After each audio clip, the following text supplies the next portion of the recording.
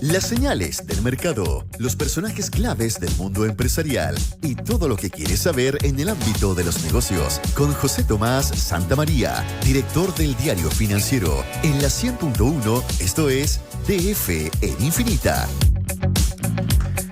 Faltan 16 minutos para las 8 de la mañana. ¿Qué tal, José Tomás Santamaría? Muy bien, ¿y tú, Juan Manuel? ¿Cómo estamos? Bien. Tengo una pregunta que hacerte. A ver. ¿Tienes alguna cosa de cobre en tu casa, en tu cuerpo? Soy una cadenita. Pucha, no me lo había pensado, pero no, me da la impresión de que no tengo nada de yo cobre. Tengo unos tazones de cobre para hacer como los Moscow Mule. Eso efectivamente, sí. Tengo un par. Tengo. Eso hoy día está muy valorizado. Está muy valorizado. Sí. En este momento, por una cosa bastante circunstancial, sí. Pero está muy, muy valorizado porque...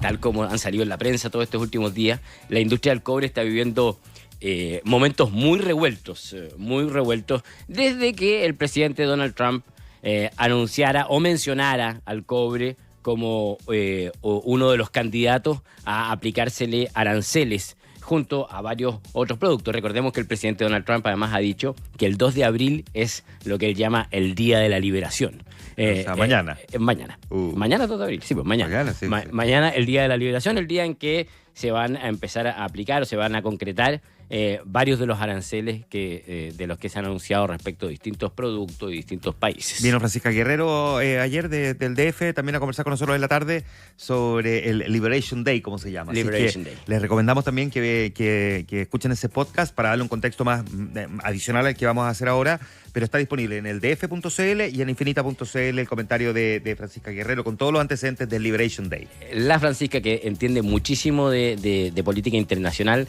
ahí tenía todo el detalle respecto de lo que se espera en torno a este Liberation Day o Día de la Liberación. Ahora, respecto al cobre, según me explicaba la misma Francisca ayer en el diario, no se espera que hayan anuncios mañana, porque lo que ha dicho el presidente Donald Trump es que lo que ha solicitado es que respecto al cobre haya un proceso de recolección de opiniones, es decir, pidió un informe, digamos, para definir qué es lo que se hace con el cobre, si se aplican tarifas o no y qué tipo de tarifas arancelarias se podrían aplicar para el cobre. Pero bueno, en fin, el puro anuncio de esta situación, por supuesto que ha generado mucha preocupación en el estado de Chile y en las mineras que operan en nuestro país, considerando la importancia que tiene la minería en Chile y la importancia que tiene Codelco en Chile. Chile es el principal proveedor de cobre de Estados Unidos. Nuestro país envía como unas 600.000 toneladas de cobre a Estados Unidos y de ellas el 43% son de Codelco, son 260.000 toneladas. O sea, para Codelco es muy importante lo que pueda ocurrir y la aplicación que se puede hacer de este arancel.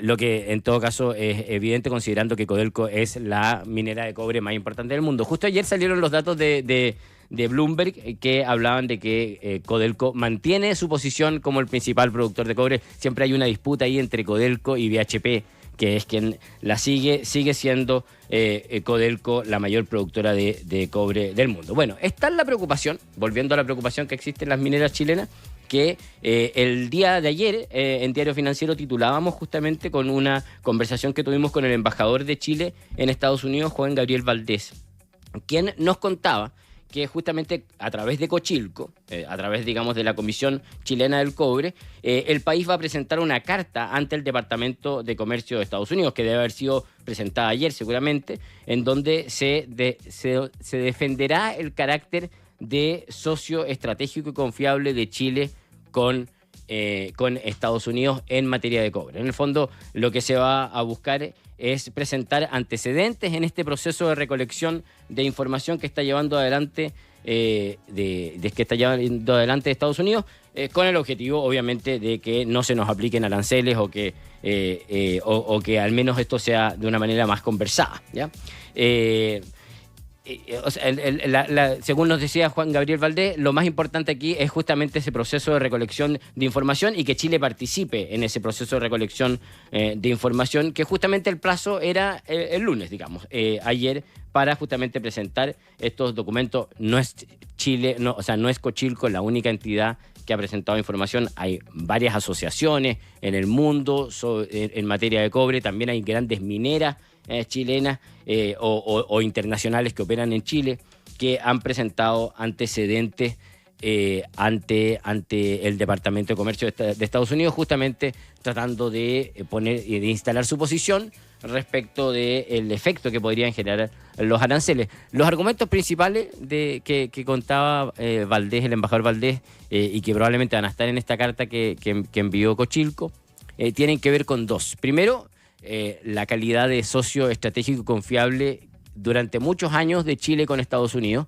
cosa que a opinión de Chile debiera mantenerse y no aplicarse aranceles.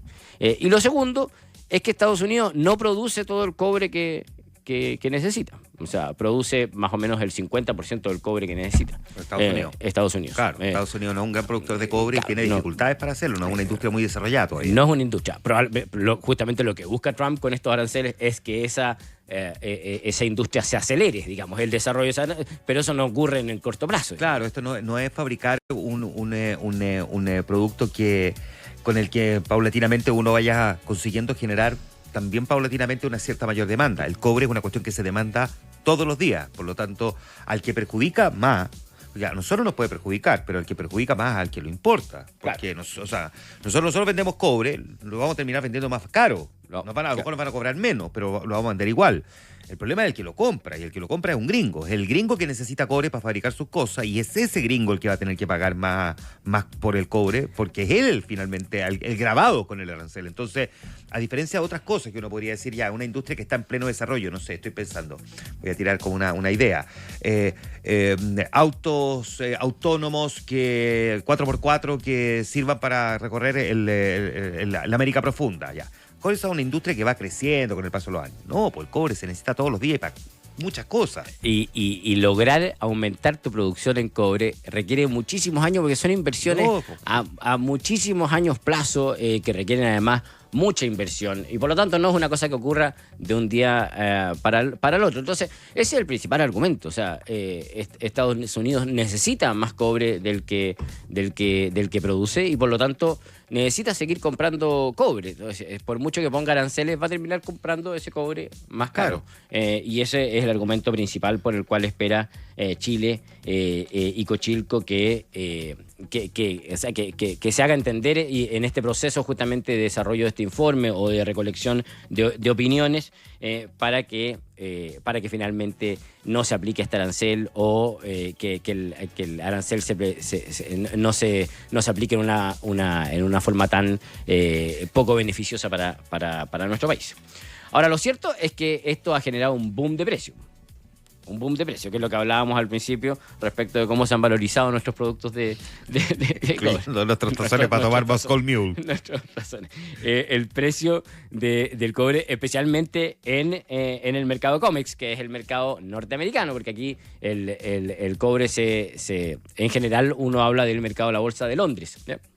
Pero se cotiza en distintos mercados, y en el mercado de Estados Unidos ha subido a $5 la libra. En lo que va del año ha crecido un 30%, o sea, está a niveles totalmente récords, ¿ya? Totalmente récords. También ha subido en Londres, también ha subido en la bolsa de Shanghái, donde también se valoriza, pero mucho menos que en el de Estados Unidos. De hecho, algunos de los expertos nos comentaban en las múltiples notas que hemos publicado en el Diario Financiero, que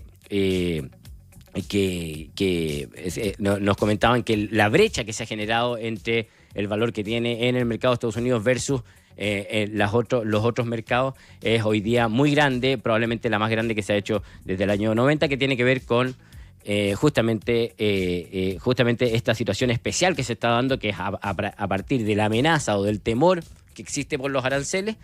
Los que necesitan el cobre en Estados Unidos están acopiando cobre, digamos, están comprando más cobre del que necesitan, justamente para tener el cobre ya en sus instalaciones o tener comprado el cobre antes de que Estados Unidos anuncie justamente los aranceles. De hecho, lo decía Codelco hace unos días, ellos si el primer trimestre del año pasado habían vendido una cierta cantidad de toneladas de cátodos de cobre a Estados Unidos, para este año esperaban un 50% más en el mismo periodo, en ese primer trimestre. O sea, se está enviando mucho más cobre a Estados Unidos y a un mucho mejor precio. Y eso es algo que nos va a beneficiar sin duda a Chile, y de lo que nos estamos beneficiando ahora en esta ventanita que se está generando a propósito de la amenaza y el temor que existe en torno a estos aranceles. Ahora, es algo que va a durar poco.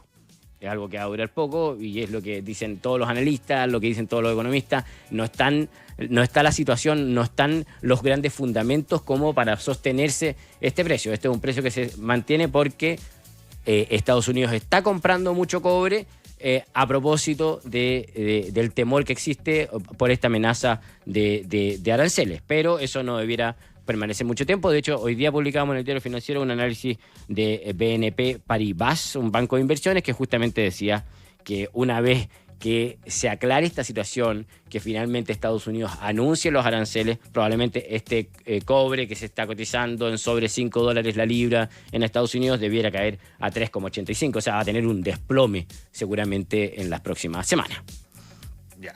Así que acopiando cobre mientras tanto. Claro, entonces Estados Unidos acopia cobre y eso nos está haciendo elevar el precio, pero también hay que tener claro que no es algo que vaya a durar muchos días. Ahora, una gran duda tiene que ver con lo que conversábamos en un comienzo. ¿Tiene Estados Unidos la posibilidad de transformarse, de autoabastecerse de cobre, considerando lo que ha dicho el presidente Trump, que este es un mineral crítico para la seguridad nacional y que por lo tanto hay que impulsarlo? Hay varios proyectos de cobre que se están desarrollando en Estados Unidos. El más próximo a ver la luz es uno que va a partir el tercer trimestre de este año, John Camp, al sur de Arizona.